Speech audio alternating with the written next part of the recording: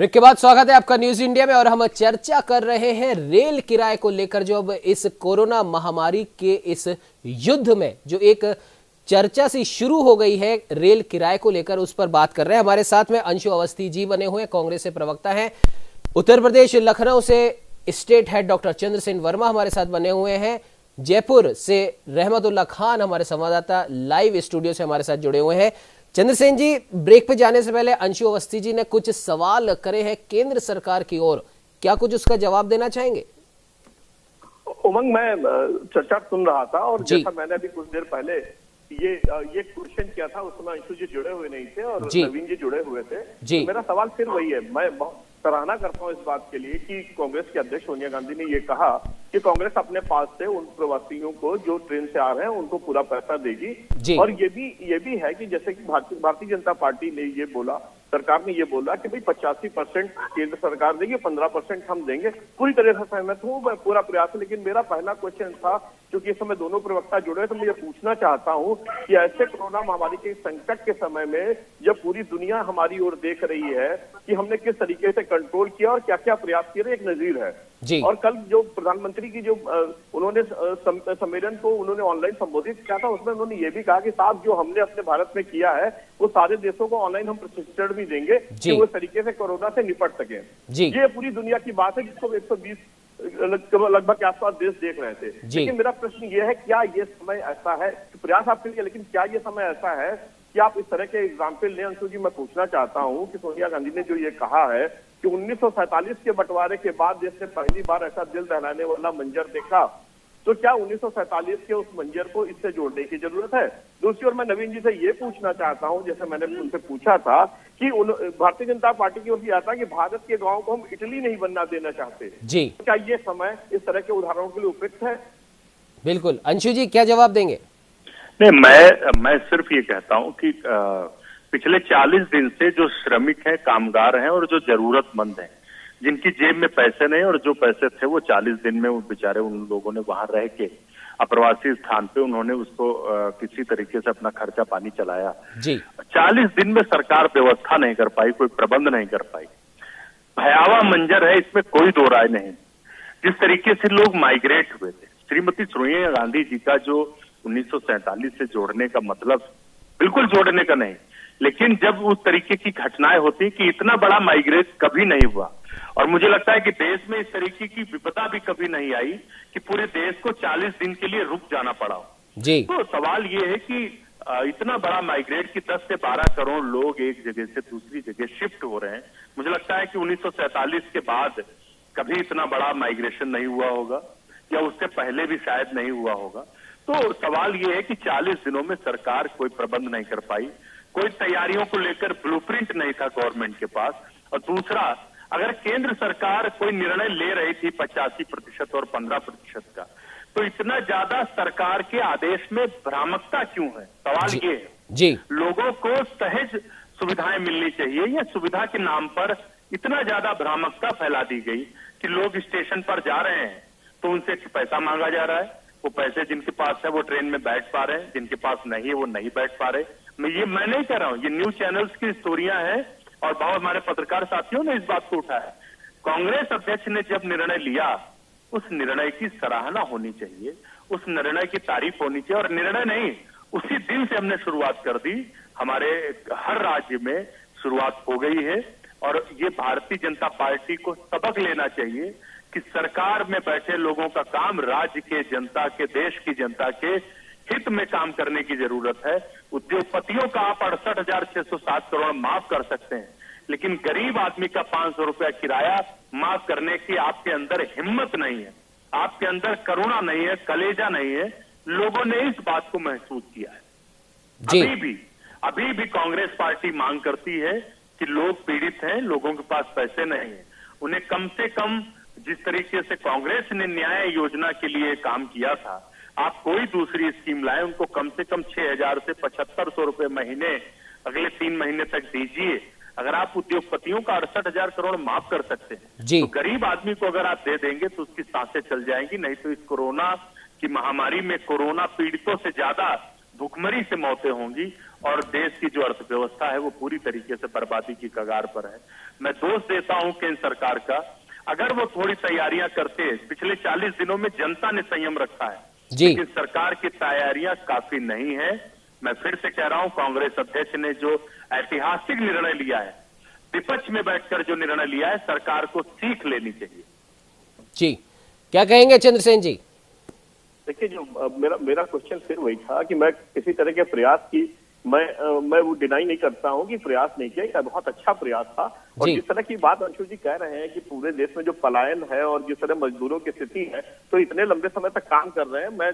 मैं आज सुबह मैंने देखा उमंग, 60,000 लीटर देसी शराब बिक गई। जी, आपके पास किराए के पैसे नहीं, 60,000 लीटर आप जो शराब पी गए वो भी एक दिन नहीं। आप क्या कहना चाह रहे हैं चंद्रसेन जी? क्या सारे जो माइग्रेट वर्कर हैं वो शराब खरीद रहे हैं?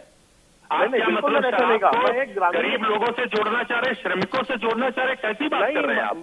नहीं अंशु, मैं आपको ये बता रहा हूँ कि यह ग्रामीण क्षेत्रों की ही रिपोर्ट है, और मेरा जो सवाल था वो ये था, मैंने बिल्कुल नहीं कहा। आप ये कहना चाह रहे हैं कि जो ग्रामीण क्षेत्र में सिर्फ श्रमिक रहते हैं, ग्रामीण क्षेत्र में सशक्त लोग नहीं रहते, आर्थिक रूप से मजबूत लोग नहीं रहते, मतलब आप ये कह रहे हैं कि क्या लेबर सिर्फ शराब पीता है? लेकिन अंशु जी माफ कीजिएगा, यहाँ पर मैं आपको रोक रहा हूँ। आपको नहीं दिखी?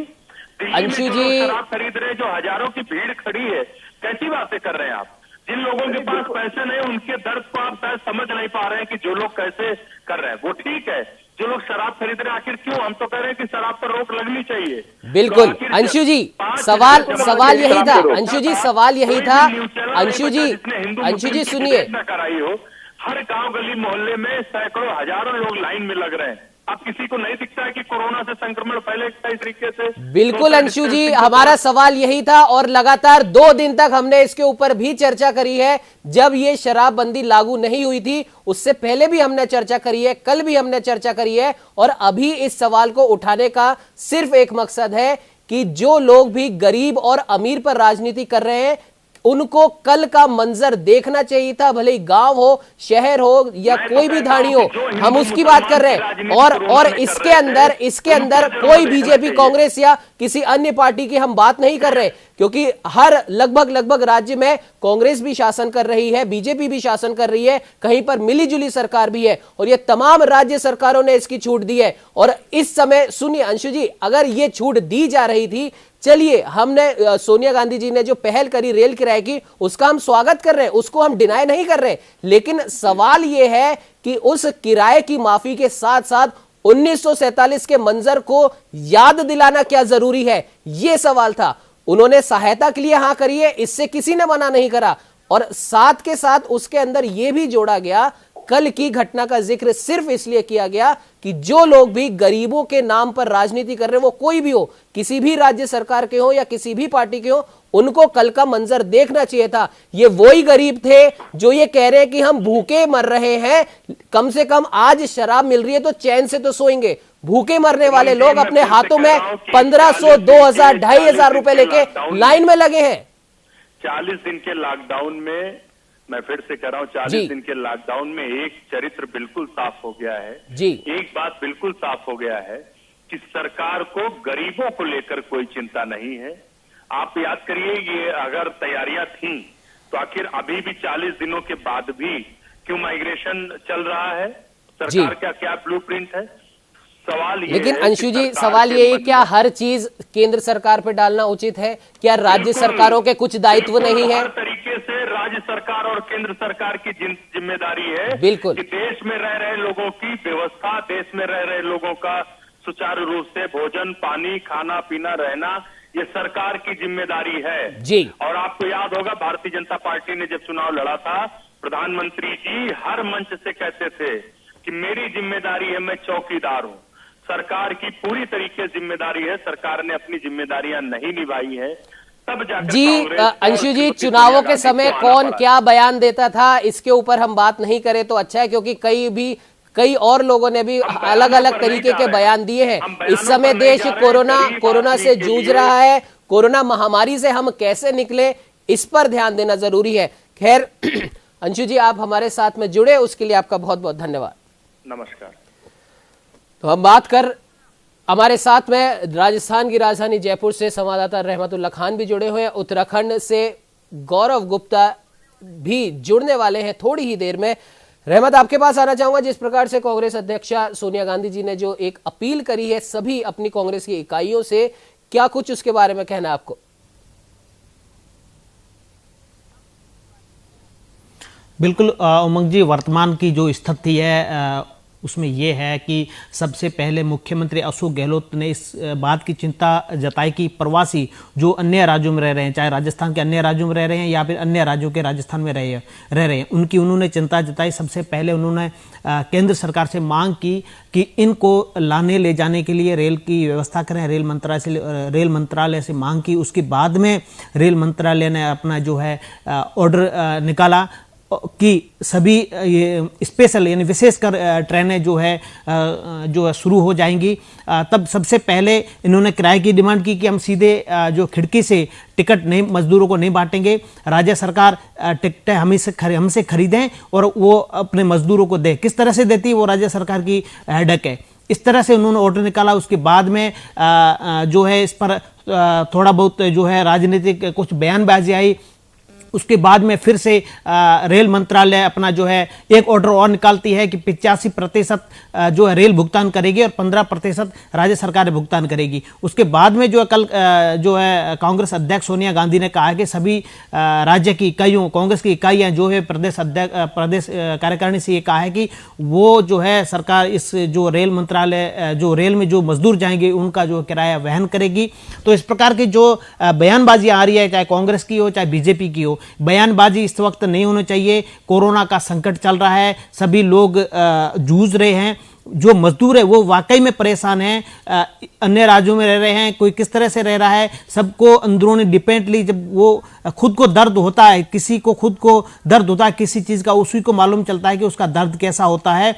तो इस पर राज्य सरकारों को और केंद्र सरकारों को ध्यान देना चाहिए। लेकिन राज्य सरकार ने, राजस्थान के मुख्यमंत्री अशोक गहलोत सरकार ने कल से ही ये तय कर लिया, उन्होंने जो है ट्वीट करके कह दिया कि राजस्थान में जो भी अन्य राज्यों के रह रहे हैं उनको रेल के द्वारा अन्य राज्यों में जो उनके गंतव्य स्थान तक भिजवाया जाएगा। साथ ही बसों में व्यवस्था की जाएगी और बॉर्डर तक, राजस्थान में जो भी जिस सीमा की अन्य राज्यों की बॉर्डर जो लगता है वहां तक भिजवाया जाएगा।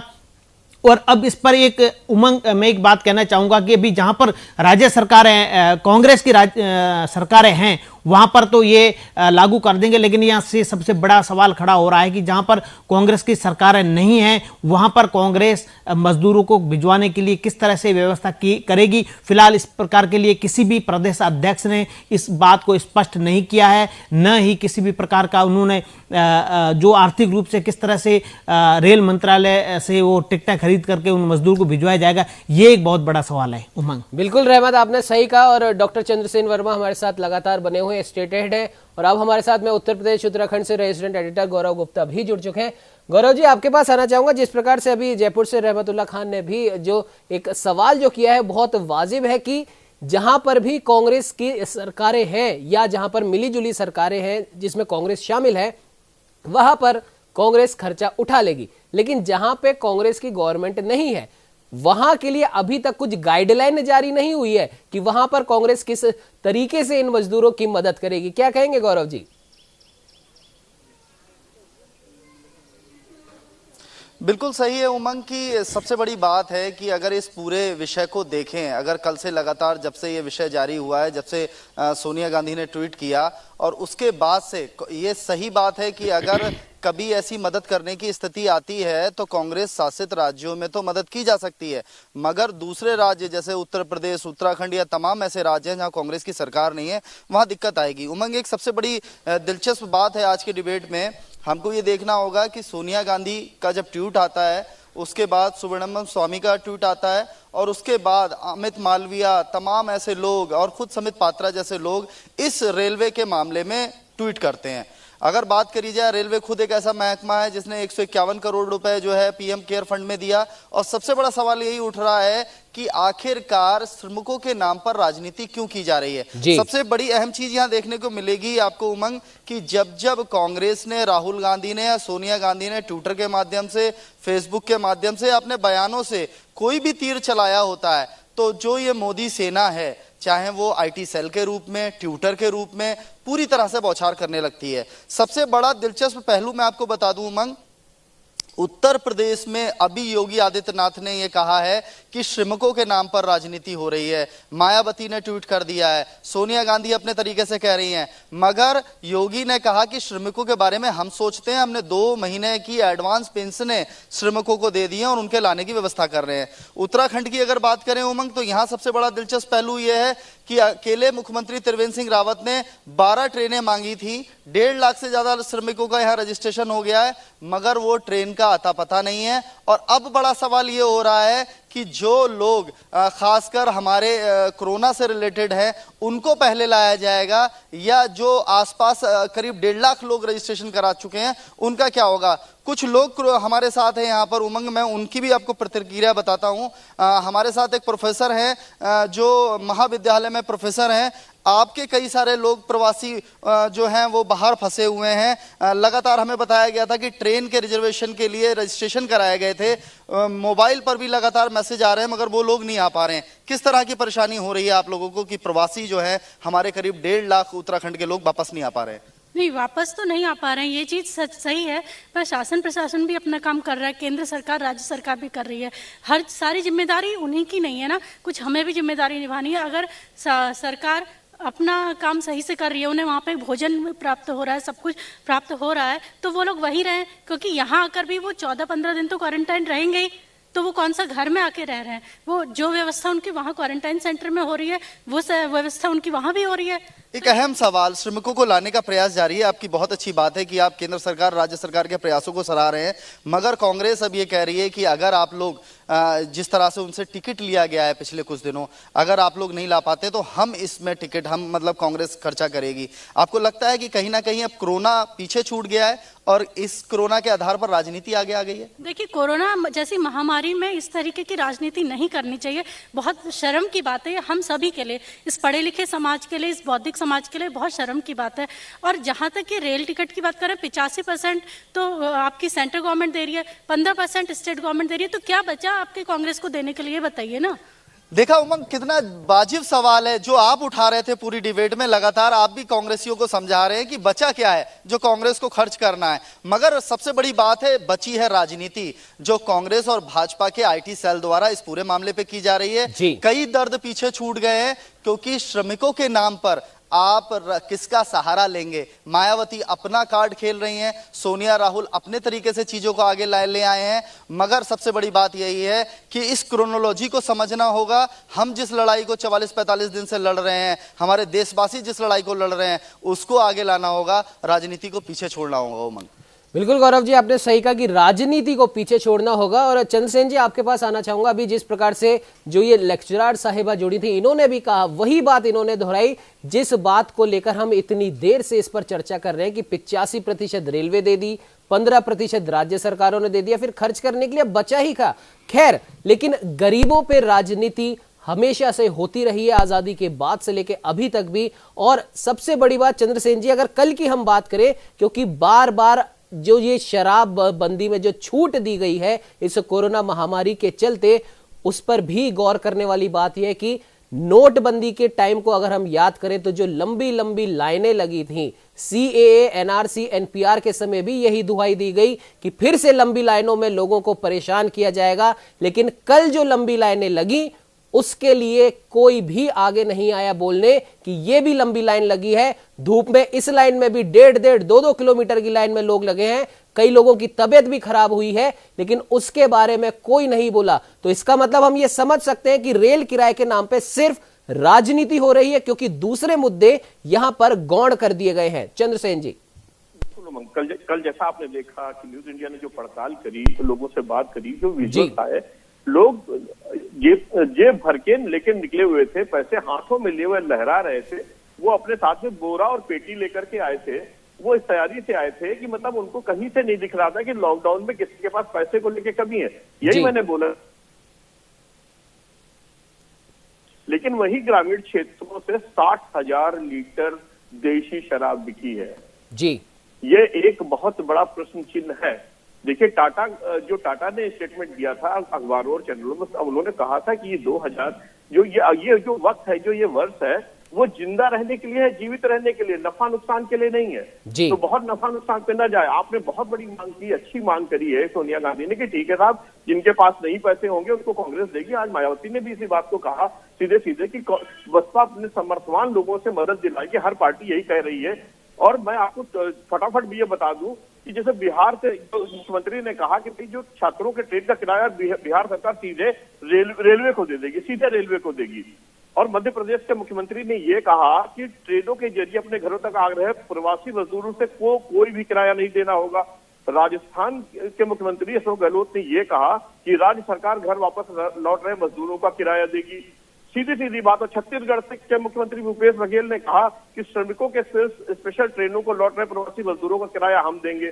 तो ये आंकड़े, ये मुख्यमंत्रियों की बात बताने का मकसद सिर्फ इतना है कि केंद्र सरकार और राज्य की सरकारें, जहां पर भाजपा है या कांग्रेस है, सबको स्पष्ट तौर से बिल्कुल क्लियर है कि उनको अपने राज्य के लिए क्या करना है और केंद्र को पता है कि अपने देश के लिए क्या करना है।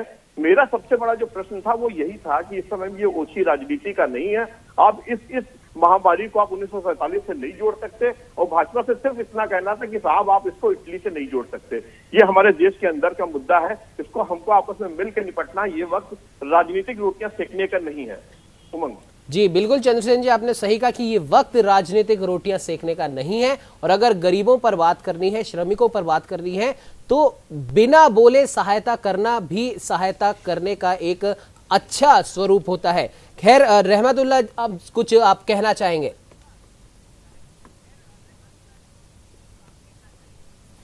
बिल्कुल उमंग, इस बात पर क्या है कि चाहे कांग्रेस हो चाहे बीजेपी हो, दोनों ही पार्टियों को अभी जो राजनीति करने का नहीं है। क्यों मुख्यमंत्री अशोक गहलोत ने कल एक मुहावरा भी कहा था कि घोड़े भी है मैदान भी है, लेकिन फिलहाल कोरोना के बाद में अपन सियासी संघर्ष कर लेंगे, लेकिन अभी कोरोना में कुछ नहीं करना है।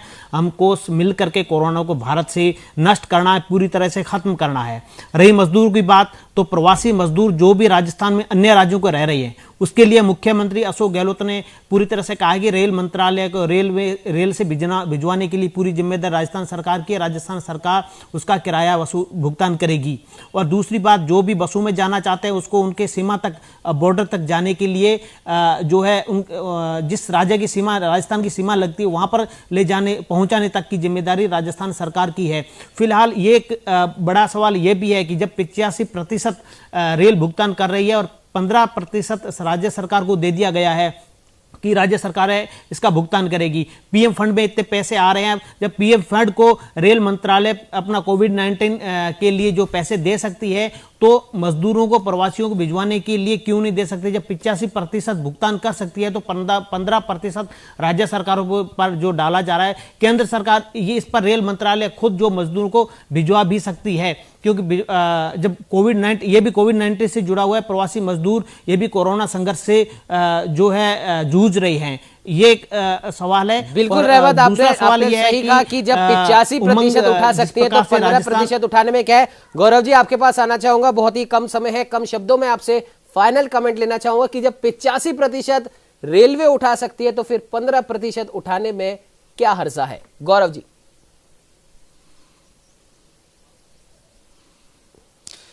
देखिए उमंग, पूरी तरीके से ये विषय इस बात का है ही नहीं कि 85% कौन उठाए, 15% कौन उठाए। सबसे बड़ी बात है कि पीएम पहले दिन से, जिस दिन से चाहे वो जनता कर्फ्यू लगाया था, उन्होंने मांग की थी कि आप पीएम केयर फंड बनाया है, तो सिर्फ दूसरों की बात ही क्यों की जा रही है? बड़ी तादाद में रेलवे जब खुद 151 करोड़ रुपए दान कर सकता है, पीएम को लगातार लोग कर सकते हैं, हम विदेशों से अपने लोगों को लाने के लिए फ्लाइट भेज सकते हैं, तो हम अपने लोकल संसाधन के लिए ऐसा क्यों कर रहे हैं? तो कहीं ना कहीं राजनीति आग जलने से हुई है, और आग जली है तो धुआं भी उठेगा। और यही कारण है कि भाजपा ने ये चूक करके दी है, जिसका कांग्रेस ने भले ही इस पर राजनीतिक रोटियां सेकने की कोशिश की हो, मगर मौजूदा समय में हम लोगों को सबसे पहला काम ये करना है, ना 85 सोचना है, ना 15% सोचना है, हमें अपने लोगों को उनके घर पहुंचाना है। इस खतरे में हमें लोगों को घर में रखना है, और जरूरी सबसे बड़ी बात है कि फिजिकल डिस्टेंस मेंटेन करते हुए इस लड़ाई को लड़ना है। जी बिल्कुल गौरव जी, आपने सही कहा। और सबसे बड़ी बात यही है कि भले रेल से भेजे या फिर बस से भेजे, कहा तो जा रहा है कि इन दोनों ही मोड में अगर यात्रा कोई कर रहा है तो सोशल डिस्टेंसिंग का पालन रखा जा रहा है, लेकिन उस बस के अंदर, रेल के अंदर कितना इसका पालन किया जा रहा है, इस पर भी ध्यान देना बेहद जरूरी है। कहीं ऐसा ना हो जाए कि एक राज्य से दूसरे राज्यों की ओर जाते ये श्रमिक, ये प्रवासी अपने साथ में कोरोना संक्रमण भी लेकर चले जाएं और राज्यों के आंकड़े तब बदलते देर नहीं लगेगी। फिलहाल आप तीनों ही हमारे साथ में जुड़े, उसके लिए आपका बहुत बहुत धन्यवाद। और अब रेल किराए पर शुरू हुई ये राजनीति आखिर कहां पर जाकर रुकेगी, ये भी एक गौर करने वाली बात होगी। लेकिन जरूरी यही है कि कोरोना से जूझते हमारे इस भारत देश में इस वक्त जरूरी राजनीति नहीं बल्कि सहायता करने की प्रवृत्ति ज्यादा जरूरी है, और कई लोग ऐसा कर भी रहे हैं। तो अब जाहिर सी बात है कि इन चीजों पर राजनीति नहीं होना चाहिए। जैसे कि राजस्थान के मुख्यमंत्री अशोक गहलोत ने भी कहा कि घोड़े भी हैं, मैदान भी हैं, सियासत बाद में भी हो जाएगी। फिलहाल इस चर्चा में इतना ही। आप बने रहिए हमारे साथ और देखते रहिए न्यूज़ इंडिया।